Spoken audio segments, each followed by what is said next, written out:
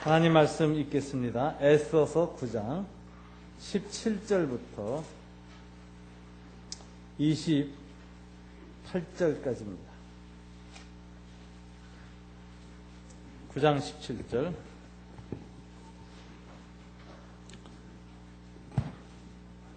제가 읽겠습니다. 아달월 13일에 그 일을 행하였고 14일에 쉬며 그날에 잔치를 베풀어 즐겼고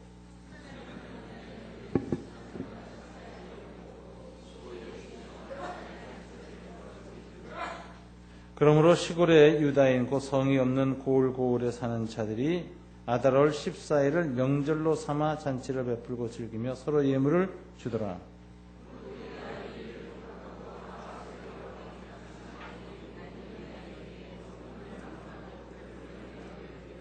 한 규례를 세워 해마다 아달월 14일과 15일을 지키라.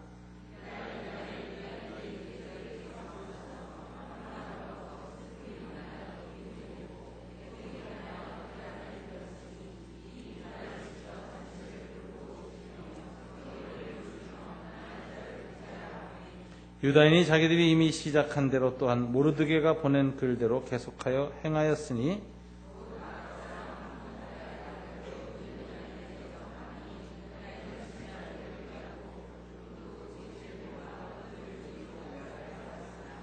에스더가 왕 앞에 나아감으로 말미암아 왕이 조서를 내려 하만이 그 유대인을 해하려던 악한 꾀를 그의 머리에 돌려보내며 하만과 그의 여러 아들을 나무에 달게 하였으므로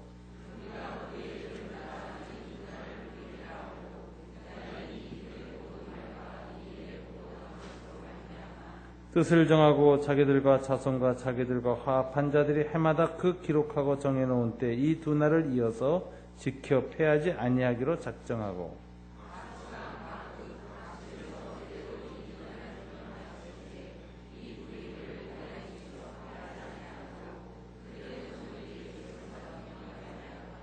아멘.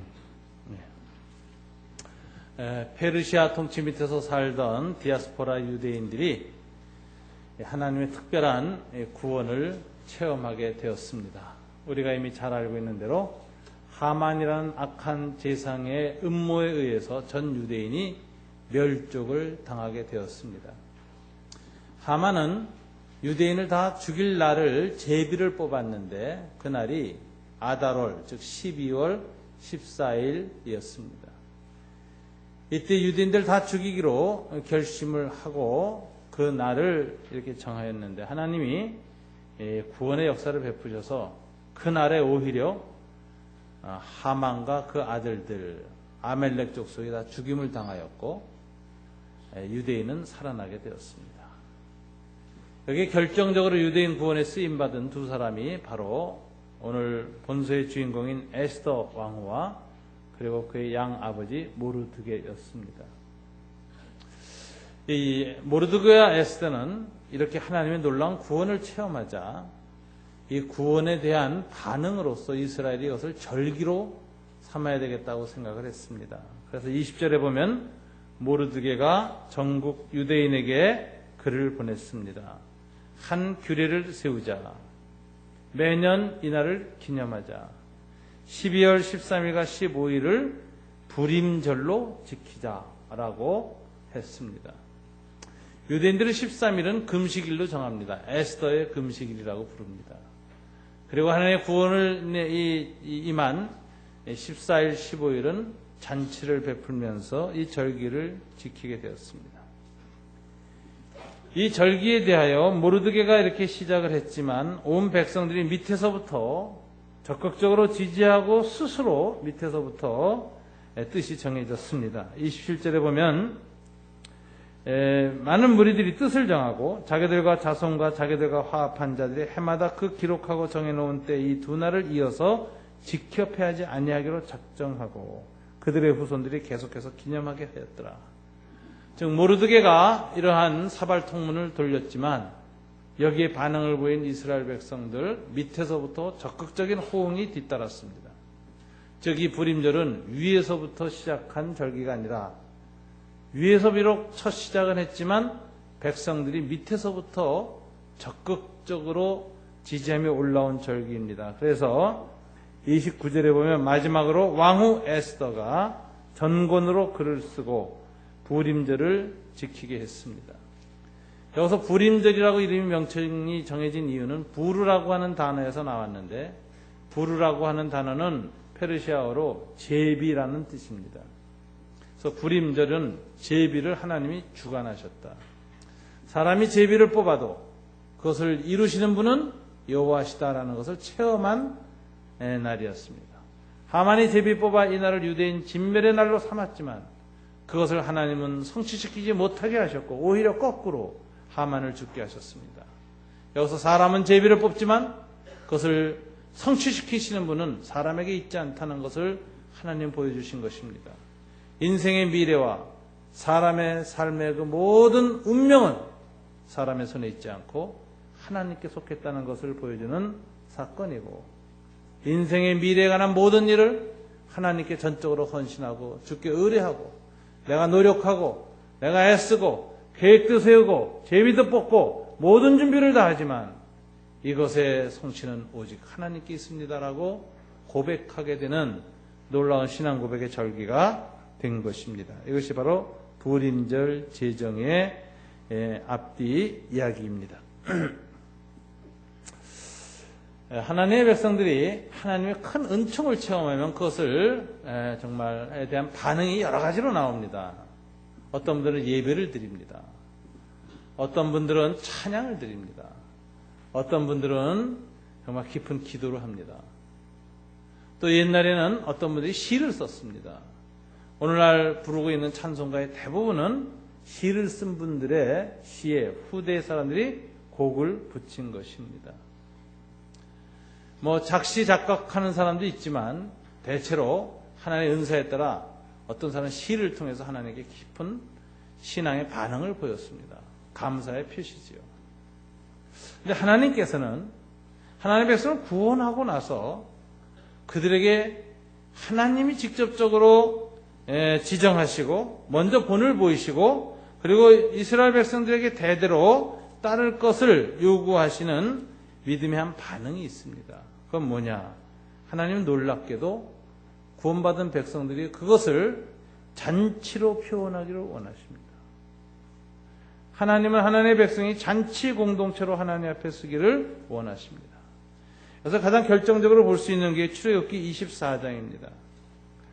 출애굽기 19장부터 23장까지는 하나님이 이스라엘 백성을 시내산에다 부르시고 모세를 산에 불러서 40일 동안 있게 하시면서 하나님의 말씀을 주시는 기간입니다. 많은 내용을 책에 기록하여 쓰게 해서 그것을 언약서라고 하였고, 그 중에서 10계명은 두 돌판에 친히 새겨서 주셨습니다. 그래서 모세는 두 돌판과 하나님이 친히 새겨주신 두 돌판과 자신이 받아 적은 언약서를 가지고 내려왔습니다. 산에 내려와서 이스라엘 백성들에게 언약을 서로 하는 언약식을 행하는데, 그 행하는 방식은 첫째 소를 잡아서 화목제를 드리는 것입니다. 제단에 정말 하나님 앞에 제물을 올려놓았습니다. 그리고 이제 두 번째 단계는 뭐냐면은 피 뿌리는 의식을 행하는데 아주 독특합니다. 큰 양푼에다가 두 개로 소피를 나누어 담습니다. 그리고 그 절반을 제단에다 뿌립니다. 그 다음에 절반을 뿌리고 난 다음에 이스라엘 백성들 앞에서 언약서를 낭독하는 내용이 24장 7절에 나오죠. 언약서를 가져다가 백성에게 낭독하여 듣게 하니 그들이 이르되 여호와의 모든 말씀을 우리가 준행하리이다.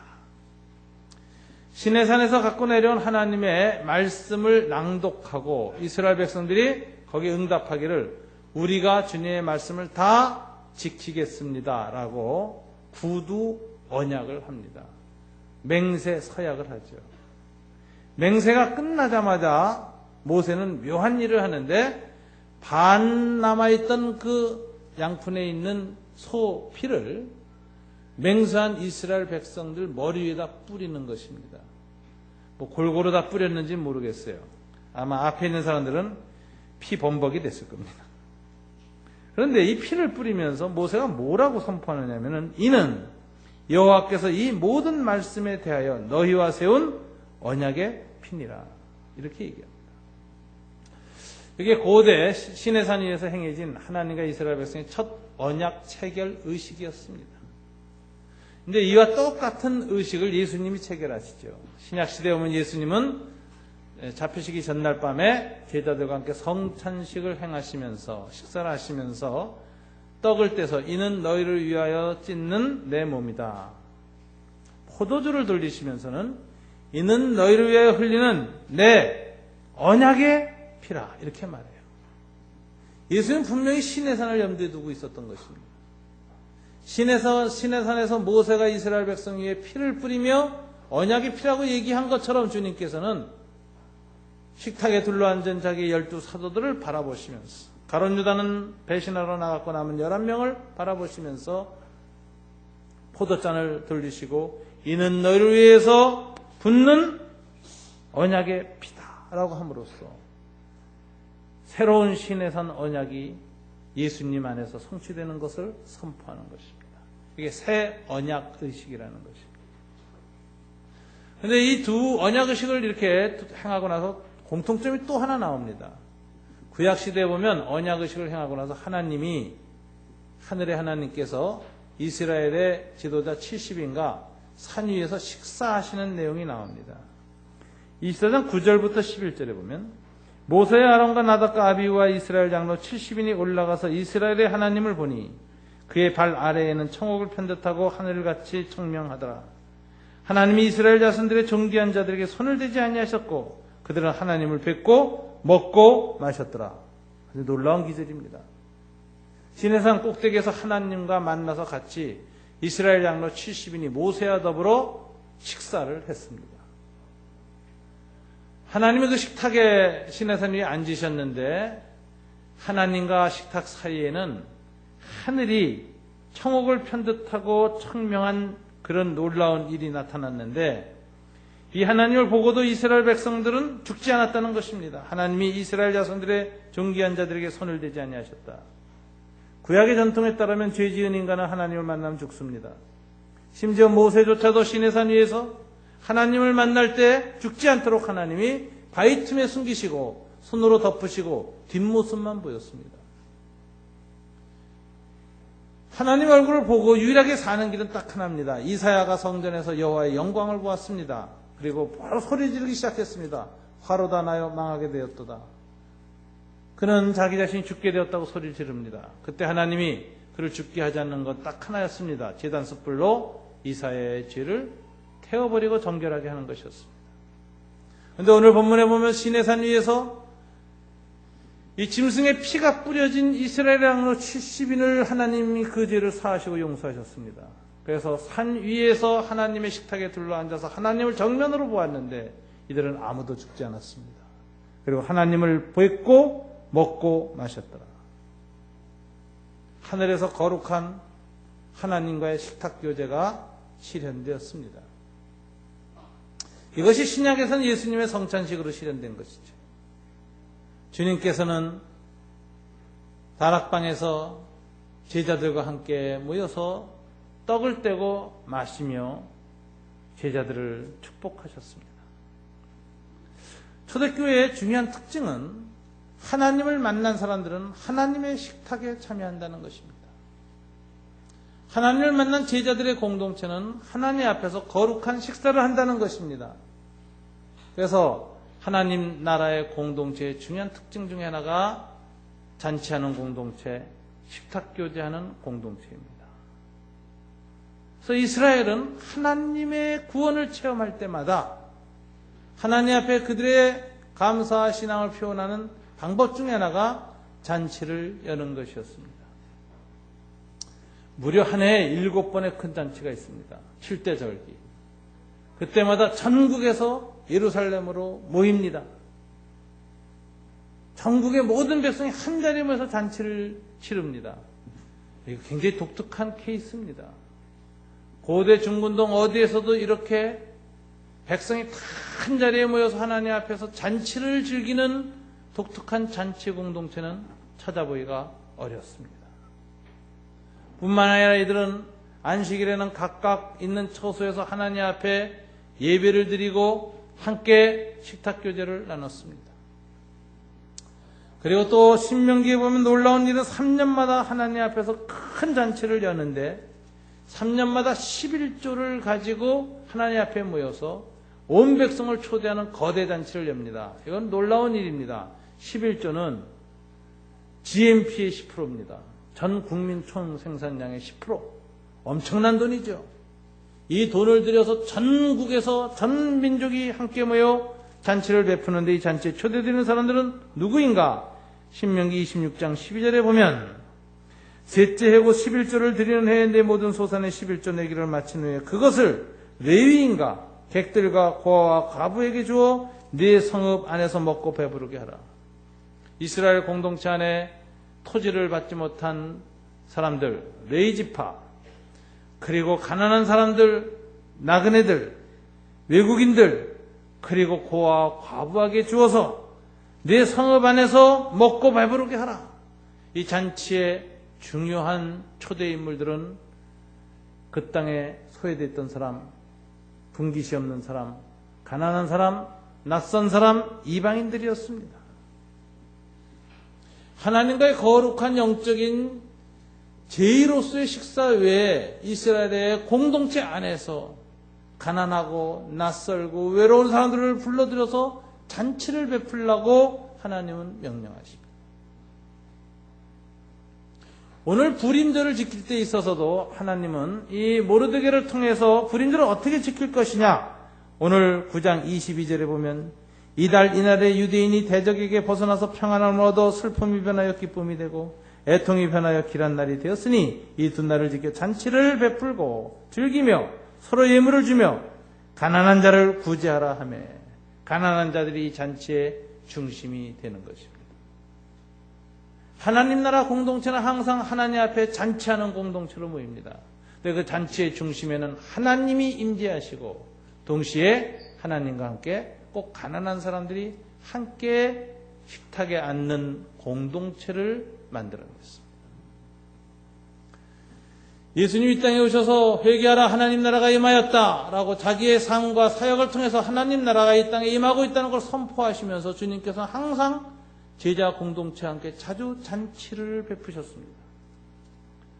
마태가 예수를 믿었을 때, 삭개오가 예수님을 영접했을 때 그 집에 들어가서 하나님 나라가 네 집에 이르렀다 하시고 바로 그 결과로 그들과 함께 잔치를 베풀었습니다.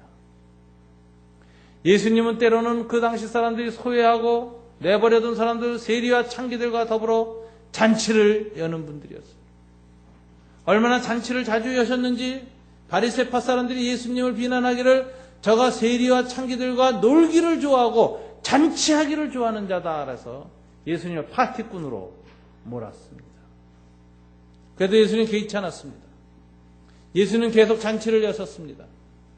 그러면서 주님께서는 또한 하나님 나라를 잔치로 비유했습니다. 천국은 마치 이와 같으니 한 임금이 잔치를 베풀었다라고 하시면서 잔치를 비유로 하나님 나라를 설명하셨습니다. 그분의 첫 번째 이적 물을 포도주로 바꾸는 표적도 잔치 공동체에서 일으키셨습니다. 그리고 주님은 항상 하나님 나라는 마치 이와 같으니 잔치하는 공동체다라고 말했습니다. 신랑과 신부가 만나는 혼인잔치요, 가난한 사람들을 불러들여서 먹고 마시는 잔치요, 그리고 이 가난한 소자에게 한 것이 내게 한 것이다 라고 주님이 말씀하시는 잔치 가운데 가난한 사람 한가운데 임재하시는 주님이었습니다. 많은 사람들이 내가 언제 주님을 대접했고 주님을 영접했습니까? 놀라니까 주님이 말씀하셨습니다. 이 작은 소자에게 한 것이 내게 한 것이니라. 너의 잔치 석상에서 가난하고 소외된 사람에게 너희가 잔치를 베풀고 영접하고 먹을 것을 준 것이 바로 나에게 한 것이다. 주님은 잔치에 초대받은 가난한 사람들과 자신을 동일시하셨습니다. 주님은 이처럼 말씀으로 설교로 또는 삶 속에서 친히 잔치를 베풀면서 잔치를 하나님 나라의 특성으로 드러냈는데, 이것을 어떤 신약학자는 예수님의 행동화된 패러블이라고 말했습니다. 비유라고 말했습니다. 액티브 패러블이라고 했습니다. 능동적이고 행동으로 들여보내준 이 비유를 실천하셨다는 것입니다. 요한계시록에 보면 주님께서는 내가 너의 마음 문을 두들기고 있다. 그런데 네가 내 음성을 듣고 문을 열면 내가 그에게로 들어가서 뭐를 하겠다고 하셨어요? 그와 더불어 먹고 마실 것이다. 잔치를 열겠다고 말씀하셨습니다. 그리고 세상의 끝에 인류의 마지막 공동체는 잔치 공동체라고 요한계시록에서 계시하셨습니다. 어린 양의 혼인잔치가 공중에서 열린다라고 말했습니다. 여기서 우리는 하나님은 잔치의 하나님이라는 걸 알 수 있습니다. 하나님 나라는 잔치하는 공동체입니다. 하나님 이 땅에 밥상 공동체를 만드시고 밥을 하늘이라고 선포하시고 그 가운데 임재하시는 잔치의 하나님이십니다. 출애굽 이후부터 즉각적으로 자기 백성들에게 끊임없는 잔치를 베풀라고 요구하시는 하나님이십니다. 이스라엘 백성들은 하나님의 구원을 체험하자마자 하나님 앞에 그것을 잔치라는 형태로 공동체적인 고백을 드러냈습니다. 이스라엘은 잔치 공동체입니다. 하나님의 백성들은 잔치를 행하는 그런 사람들입니다. 이게 특성입니다. 그러므로 저와 여러분도 하나님에 대한 신앙 고백을 자주 잔치를 베푸는 것으로 행하여야 합니다. 지난주 월요일에 제가 이동원 목사님하고 잠깐 1박을 함께 할 수 있었습니다. 은퇴하신 후에 세 끼를 같이 식사를 하면서 대화를 1시간 이상씩 식탁교제를 하고 나누었습니다. 참 좋은 하나님 나라의 식탁교제였습니다. 여러 가지 얘기를 하던 중에 이동훈 목사님 책을 하나 소개했어요. 토니 캠블러라는 사람의 쓴 책인데 그 책은 Kingdom of God is a Party, 하나님 나라는 파티다 라고 하는 책이었습니다. 주문을 해서 사다 읽었습니다. 내용 중에 한 가지가 참 감동을 줬습니다. 이 책의 저자인 캠블러 목사님은 원래 사역자 교수입니다. 이스턴 대학, 동부 지역에 있는 이스턴 대학 교수입니다. 그리고 주말에는 목사이기 때문에 또 교회 가서 설교를 하시는 분입니다. 미국의 많은 사람들이 10명의 유명한 설교자를 뽑으면 거기에 드시는 분입니다. 그리고 특별히 청년 대학생들로부터 많은 정말 흠모를 받고 존경을 받는 목사님입니다. 이분들은 하나님 나라의 잔치의 성격에 관해서 깨닫게 된 계기가 있었다고 자기의 간증을 그 책 1장에 쓰고 있습니다. 이분이 동부 쪽에서 일하다가 시차가 6시간이나 나는 하와이 호놀룰루에 집회를 하러 갔습니다. 새벽 3시 반은 평소 동부 지역의 아침 9시 반이었습니다. 3시쯤 됐을 때 이분은 항상 아침을 꼭 거르지 않고 먹는 습관이 있어가지고 배가 고파 견딜 수가 없었습니다. 그래서 한밤중에 견딜 수가 없어서 옷을 입고 어디 아침밥 아직도 하는 데가 없나, 그리고 호놀룰루 시내를 걸었습니다. 모든 음식점이 문을 닫고 있었습니다. 그러다가 아주 허름한 식당을 발견했습니다. 우리로 말하면 순댓국집 같은 걸 하나 발견한 거예요. 들어가서 커피와 도넛 하나를 시켜놓고 먹으려고 기도하려고 하는데 갑자기 3시 반쯤 되는데 문이 열리고 여자들이 때로 한 4-5명이 들어오는데 심상치 않은 여성들이었습니다. 호놀룰루 시내에서 일하는 전업 창녀들이었습니다. 들어와서 서로 막 거침없이 상스러운 욕을 하고 그러면서 막 서로 이렇게 앉아서 이제 아침을 먹는데 그 여자들이 들어오니까 식당 주인 얼굴이 팍 일그러지는 거예요. 그래서 퉁명스럽게 접대를 하는데 그 중에 한 아가씨가 야, 나 내일 생일이다. 내 나이가 벌써 39이 됐어. 이렇게 말하는 거예요. 그래서 다른 친구들이 뭐라고 말하냐. 야, 생일이 뭐가 대수냐. 우리가 근데 생일 제대로 찾아먹는 애 누가 있냐. 누가 네 생일을 또 축하해 주니. 그래서 면박을 했습니다. 그 소리를 들으면서 캠블러 목사님이 기도를 하는데 기도 중에 갑자기 도넛 놓고 기도하는데 갑자기 하나님 무슨 생각을 번뜩 지나가게 하셨어요. 이것은 그분들이 떠난 다음에 식사를 마칠 때까지 그 마음속에 강하게 잡았습니다. 견딜 수가 없었습니다. 그래서 이분께서 그것을 실행에 옮길 결심을 하고 식당 주인한테 물었습니다. 저 아가씨들 여기 매일 오나요? 네, 매일 옵니다. 귀찮아 죽겠어요. 이런 제안을 했습니다. 죄송합니다. 제가 아까 이렇게 얘기를 듣다가 내일 생일을 맞는다는 그 저 자매를 위해서 제가 생일 파티를 한번 차려주고 싶습니다. 돈은 내가 다 되겠습니다. 그러니까 식당 안에 있던 그 레스토랑 여주인이 얼굴을 내밀면서 너무 좋은 생각이에요. 아그네스 너무 착한 사람이에요. 그래서 생일잔치를 준비를 했습니다. 3시쯤에 목사님이 그 레스토랑에 그 다음날 새벽에 저녁 집회 다 마치고 이제 자다가 새벽 3시에 일어나서 갔더니 이 식당 여주인이 몰래 이 창녀들 다 연락을 했는지 식당 안에 그 동네 창녀들이 다 가득 차서 앉은 거예요. 케이크는 준비되어 있고 꽃장식 다 해놓고 그리고 이제 깜짝 쇼를 벌릴 준비를 하는 겁니다. 3시 반 됐는데 아니나 다를까 아그네스와 그 친구들이 문을 열고 딱 들어섰습니다. 갑자기 불이 탁 켜지고 사람들이 다 일어났습니다. 그리고 아그네스를 향해서 축하송을 부르기 시작했습니다. Happy birthday to you. Happy birthday to dear Agnes. 노래가 불려지는 순간에 자기 앞에 놓인 케이크를 보면서 아그네스는 얼어붙은 뜻이 있고 어찌할 바를 모르고 굳어져서 한참을 있어서 옆에 있던 친구가 툭 치면서 뭐해 배고파 죽겠어 잘라 이랬어요. 근데 아그네스가 칼을 들지 못합니다. 그래서 이렇게 말했습니다. 미안하지만 오늘 나 이 케이크를 자르고 싶지 않아요.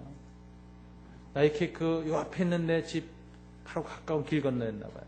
갖다 놓고 3일 동안 좀 보게 해줘요.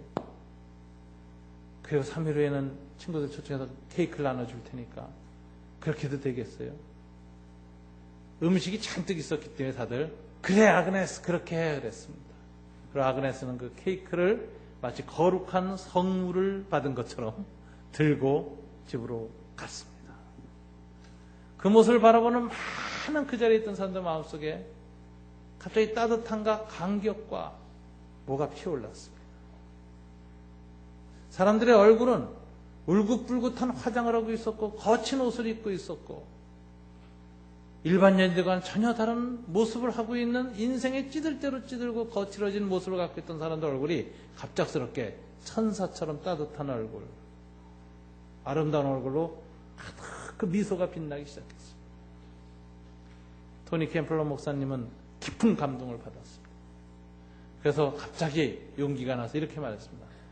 실은 제가 오늘 이 파티를 주선한 사람입니다.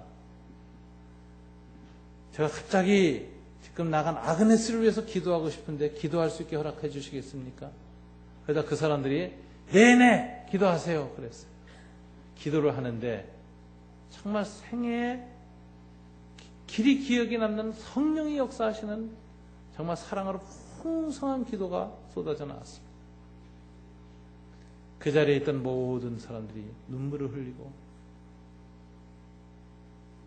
인생의 죄와 어두움만 바라보고 살던 사람들이 하나님의 얼굴을 바라보는 놀라운 은총을 경험했습니다. 목사님 그 글에서 이렇게 썼어요. 내 생애 중에 가장 기억에 남는 하늘잔치가 호놀룰루 새벽 3시 반 그곳에서 열렸다. 제가 그 글을 보면서 이런 생각을 했어요. 나는 최근에 나의 식탁교제에서 이런 일을 언제 경험했을까 봤어요.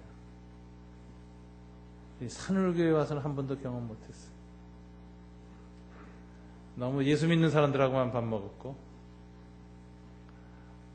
장로님, 권사님들, 중직자들하고만 너무 밥 먹었고 목자들하고만 밥 먹고 너무나 주님 나라의 잔치하고는 먼 잔치, 먼 식탁을 나는 늘 대했구나. 하나님 위로를 주셔서 한 가지 생각이 떠오르게 하시더라고요. 제 생애 중에 있었던 이와 같은 잔치. 34살 때였습니다. 강도사 때였습니다. 구로동에 교회를 개척했습니다. 젊은 청년들만 한 50명 모였고 가정은 3가정밖에 없을 때였습니다. 교회에서 저한테 월급을 줄 수가 없었습니다. 그래서 저는 생활비를 제가 각 대학 기독 동아리를 다니면서 강의를 해서 먹고 사는 상황이 됐습니다. 제 집사람이 너무나 오랫동안 제 학비하고 뒷바라지를 하느라고 피아노 하다가 반주하고 피아노 선생하다가 지쳤을 때입니다. 그래서 우리 사회 결단을 내렸어요. 이제부터는 당신을 통해서 주시는 하나님이 주시는 돈만 받고 살겠다. 피아노를 중지했습니다. 믿음으로 결단을 내렸어요. 그 바람에 저는 굉장한 부담감 속에서 이제 가방을 들고 뛰게 되고 밤무대에 출연하는 인생이 되었습니다. 각 대학, 각 교회 청년부 저녁 집회를 맨날 다니게 되는, 그렇게 해서 생활을 하게 됐습니다. 그때 구로동의 외국인 노동자들을 섬길 생각을 하지 않고 그냥 한국 노동자들을 섬기러 맨 처음에 들어갔습니다만은, 지나가다가 하루는 보니까, 지금부터 23년 전 얘기니까요, 외국인들이 있더라고요. 처음으로. 그전에는 외국인들이 시내에서만 봤습니다. 이태원에서만 볼 수 있었습니다. 근데 외국인들이 구로동에 있는데 여행 온 사람들도 아니고 좋은 옷도 입지 않고 막노동을 하고 입고 있었어요. 몇 번 지나가다 눈에 띄었습니다. 제가 사는 집 바로 옆에 있는 가내 수공업 공장에서 박스를 매일 이렇게 묶고 날리는 모습을 봤습니다. 그래서 어느 날 하루 용기를 냈습니다. 당신도 어디서 왔소? 아, 나 필리핀 사람이에요. 아, 그래요? 내가 당신들 한번 우리 집에 바로 여기 옆인데 한번 같이 식사를 하고 싶은데 나 필리핀 사람 좋아해요. 제가 그랬거든요. 왜냐하면 그 당시 좀 좋았어요, 정말. 필리핀에서 남팔의 운동이라는 선거 감시 운동이 일어나고 독재 체제로 막 물리친 지 얼마 안 됐을 때거든요. 마르코스 쫓아낸지. 나 필리핀 사람 좋아해요. 내가 식사를 대접하고 싶어요. 그래서 날짜를 정해서 저희 집에 와서 식사를 했습니다. 필리핀 사람들이 닭고기를 좋아한다는 걸 알고 닭고기를 우리 집 사람과 잘 준비를 했습니다. 두 사람이 먹고 갔습니다. 4번을 했습니다. 매주. 그래서 서너 사람, 5사람 이렇게 이제 친구들을 데리고 왔습니다. 사귀면서 그 중에 한 사람이 이런 밥이었어요. 나이가 50이 다 되는 분이었어요. 저보다 나이가 훨씬 많았어요. 그래서 브라드 밥 어떻게 여기 왔냐 그랬더니 자기는 필리핀 국립대학에 법대를 졸업한 사람이래요. 근데 너무 집안이 가난해지고 아내가 몸이 아파서 월급 갖고 도저히 생활할 수가 없어서 한국에 왔다고. 그래서 아유 크리스찬한테 크리스찬이라고 자기 장로라 그래요. 무슨 교회 장로냐 그랬더니 거기 오순절 계통교회 장로였어요. 그분하고 친했습니다. 또 한 사람은 이름이 디모데입니다. 그런데 이 친구는 이제 스스로 그래요. 나는 필리핀에서 엘렉트릭 전공했는데 여기 와서 하루 종일 아이롱질해요. 그래요. 봉제 공장에서 대리미 하는 거예요. 하루 종일 대리미질하는 거예요. 그러냐고. 그래서 얘기를 하다 보니까 이 친구가 예술 믿는 사람이고 필리핀 IMF 출신이었어요. 제가 감동을 받아서 이거 하나의 뜻이 있다 싶어서 내가 당신들하고 같이 식사를 하면서 모임을 갖고 싶은데 언제가 제일 좋으냐 했더니 주일날 오전은 너무 피곤하고 토요일도 시간 안 되고 주일 오후 4시쯤 좋다 그래요. 그래서 그때부터 이어서 잔치를 매주일 저녁에 시작했습니다. 인원이 늘어나서 석 달 만에 제가 깜짝 놀랄 일이죠. 50명이 모였어요. 오전에 모이는 한국인 예배보다 오후에 필리핀 사람들 예배가 훨씬 커졌습니다. 거기에 감동이 돼서 외국인 노동자들을 섬기라는 하나님의 메시지를 받게 됐고 그래서 휘년 선교회를 창립했습니다. 지금까지 모이고 있습니다. 지금은 세계에서 한 80개국에서 온 사람들이 등록을 한 10,000명 회원을 갖고 있습니다. 매주 10개 공동체로 예배를 드리고 있습니다. 그리고 그런 지금도 모여서 예배 드리고 오후에 예배 드리고 그들의 모국에서 갖고 있는 향신료를 가지고 그들의 음식을 듬뿍 해서 다 나눠 먹는 잔치를 매주 치릅니다. 한국에서 사는 힘든가 어려움과 마음의 슬픔과 가족들에 대한 연민 이런 것들을 마음껏 나누면서 그리고 그들 안에 계신 주님을 찬양하고 기뻐하고 힘을 얻으면서 잔치를 베푸는 이 소박한 공동체가 매주일 신년송교에서 열리고 있습니다. 오늘은 그 필리핀 공동체를 저를 이어서 섬겼던 장승필 선교사가 필리핀에서 순직한 지 1주년 되는 날입니다. 오늘 예배 끝나면 저는 그 추모 예배 설교를 하기 위해서 구로동으로 갑니다.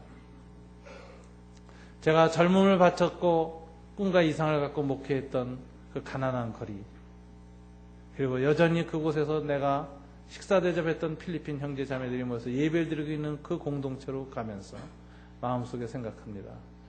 내 잔치는 하나님 나라에서 너무 멀어졌구나.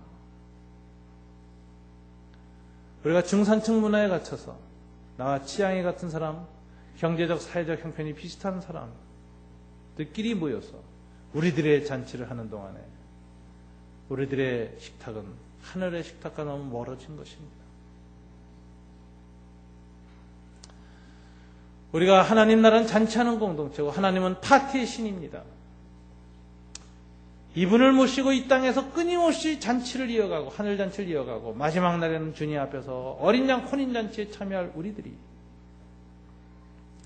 하나님의 성품을 반영하지 못하고 우리들만의 잔치를 갖고 있고 우리의 잔치에 주님이 임재하고 계시지 않고 주님이 자기가 동일시 여긴 가난한 사람, 병든 사람, 외로운 사람, 홀로 있는 사람, 마음이 눌린 사람, 사람들을 만나기가 싫은 사람, 대인기피증에 걸린 사람, 자기를 노출하기가 부끄럽고 싫어서 움츠려든 사람들을 우리의 공동체에서 받아들이지 못한다면 이것은 하나님 나라에서 너무 먼 공동체인 것입니다.